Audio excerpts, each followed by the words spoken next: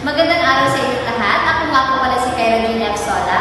At ako naman si Shara Marisa. At ang aming topiko ngayong araw ay mga larawan sa pahayagan. So narito ang layunin. Pagkatapos ng aralin, ang mga mag-aaral ay naasahang na ipaliwanag ang mga tuntunin sa pagkuha ng larawang pampahayagan, na isa-isa ang pagkuha ng pinakamahalagang bahagi ng larawan, paglalagay ng paliwanag sa larawan, at napahalagahan ang mga dapat tandaan sa pagkuha ng larawan. So, mga larawan sa pahayagan. Ang larawan ay likas na pang-akit ng tao, sa tahanan, sa aparalan, sa simbahan at sa tanggapan ng kalamitang tampok na palamuti ang mga larawan. Bukod sa ito'y nakapagpapatingkad ng kagandahan ng kapaligiran, batid ng lahat na kinalulugdan iyon ng marami ng bata't matanda, babae at lalaki. Ang larawan ay isang ibisang paraan ng pagpapahayag at pagpapaganda ng kapaligiran. Sa iba't ibang lugar tulad ng tahanan, paaralan, simbahan at tanggapan, madalas itong ginagamit bilang palamuti. Hindi lamang ito ang nagpapatingkad ng kagandahan, kundi nagdudulot din ng kasiyahan sa mga tao, maliit man o matanda, lalaki man o babae. Ang larawan ay may kakayahang magbigay ng emosyonal na koneksyon at nagpapakita ng mga mahalagang alaala o mensahe, kaya patok ito sa lahat. So, may ilang tuntunin dapat nasundin sa isang fotograpo upang mapaganda ang pagkuha ng larawang pampahayagan. So, unang lamang ng larawan ng ilang taong kumikilos, lalong magaling kung mga 3 o 4 na tao lamang na nag-uusap, nagtatalo at naglalaban. So, makikita natin sa halimbawa, ito ay 2 tao lamang at itong picture na ito ay tungkol sa larong basketball.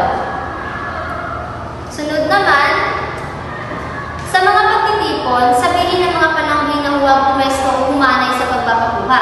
Ang mga pangunahing panauhin ay pinakusapang magsama-sama, ngunit mapag-unang walang nakikitang kumuha ng litrato, mag-relax lamang. Magpatuloy sa usapan, tawanan, ngitian at iba pa. Gayunpaman, ang mga pangunahing panauhin ay makapag-alis ng mga taong di kailangan. So narito ang halimbawa, kumbaga, ito ay ang picture na ito ay scripted. Intindihan? Sunod naman, ay maging laging handa sa pagkuha ng mga di karaniwang pangyayari. So, ang litratong ito ay mga hayop. So, dapat kapag ikaw ay fotograpo, dapat kailangan mong maging handa palagi. Next naman ay hulihin sa kamera ang anumang nakakatawang pansin at kaakit-akit na pangyayari. So, makikita natin ito sa ating halimbawa na ang isang player ng basketball ay nakakanga. So, diba nakakaakit-akit sa mga tao kapag nakakita sila ng mga nakakatawang pansin at kaakit-akit na mga pangyayari. Sunod naman ay hulihin sa kamera ang anumang kalagayan sa palagay ninyo ay makapagbibigay ng istorya ang malampok sa balitas na kinauugnayan. So, ulitin ko yung dapat bilang isang fotografo, kailangan mong maging palaging handa. Kapag nakita mo isang pangyayari na makakatulong ito sa iyong mga gawain, kailangan mo itong kunan ng litrato.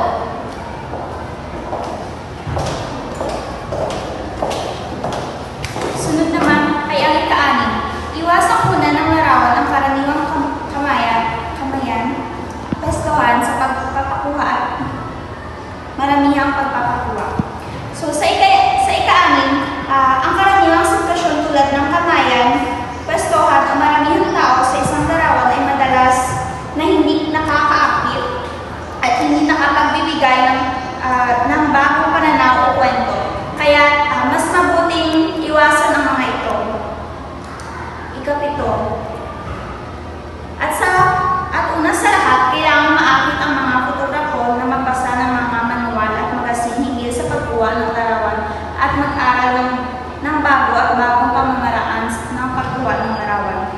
Dito, mahalaga sa mga fotografo na patuloy na mag-aral at magbasa tungkol sa mga bagong pamamaraan at teknolohiya sa fotografiya. Ang pag-unawa sa bagong kurso at teknikal na aspeto ay makatutulong upang mapabuti ang kanilang kakayahan at makapagbibigay ng mas mataas at nakalidad ng mga larawan. Dumako naman tayo sa pagkuha ng pinakamahalagang bahagi ng larawan. Ang pamimili ng mga larawang maaaring maisama sa istorya sa pahayagan ay hindi lamang nagsisimula sa pagkuha ng larawan, nagaganap kundi gayon din sa panahon ng pagdevelop ng mga larawan at gayon din matapos mayari ang mga kopya nito. May mga pagkakataong di maiiwasan na napipilitang pindutin ng fotograpo ang pangpintal ng larawan ng kanyang kamera, bagamat hindi ayos ang kanyang pwesto. Ang pagkuha ng larawan, ang pagkuha ng pinakamahalagang bahagi ng larawan ay tumutukoy sa proseso ng pagpili at pagkuha ng mga larawan na may pinakamalaking epekto at kahalagaan para sa isang kwento o istorya sa pahayagan. Ang proseso ito ay hindi lamang nagtatapos sa aktwal na pagkuha ng larawan, kundi patuloy ito sa pagde-develop at pag-edit ng mga kuha upang matiyak na ang mga ito ay ang makapatakmak sa mensahe ng istorya.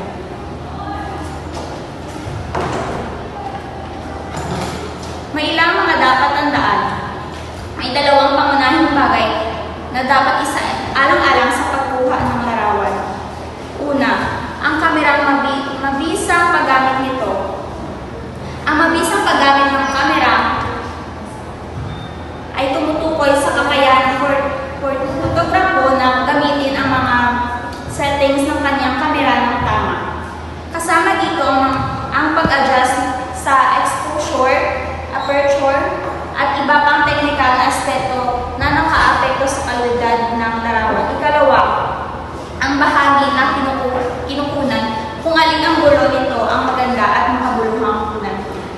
Ang mas mahalagang aspeto nito ay bagay na kinukunan at kung alin ang gulo ito dapat kunan.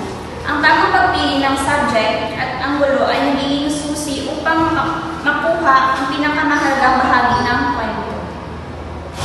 Yun lamang